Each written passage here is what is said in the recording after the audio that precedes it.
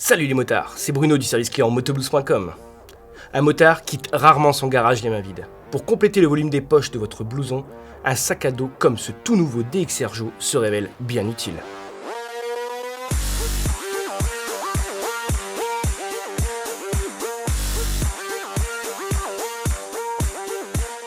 L'avantage par rapport à un sac lambda, c'est que le Joe est un sac vraiment pensé pour la pratique de la moto. Observez-le bien, il dispose de plusieurs poches pour bien répartir votre chargement.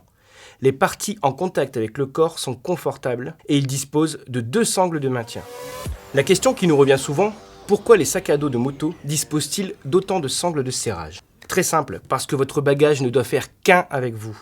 Vous y gagnerez en ergonomie, mais surtout en sécurité.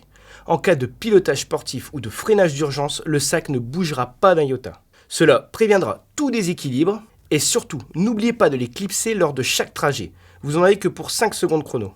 Le Joe se révèle super pratique au quotidien. Plusieurs poches permettent de répartir les 30 litres de volume de façon logique. Il reçoit sans problème un ordinateur portable 15 pouces dans un logement dédié bien protecteur.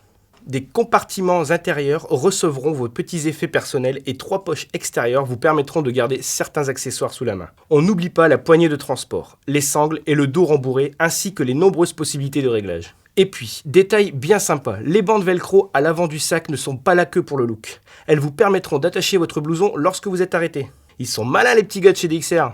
Le design de ce sac à dos est bien soigné. Il se la joue sobre avec quelques petites touches de rouge bien senties, comme le zip de la petite poche frontale, ou les surpiqûres ici. Une pointe de réfléchissant aussi au bout des sangles avant. Alors, je sais pas vous, mais moi je le trouve canon. Plutôt classe, bien équipé, malin, on a du mal à croire que le Joe soit vendu à moins de 30 €. Allez, on se revoit sur motoblues.com et n'oubliez pas de freiner.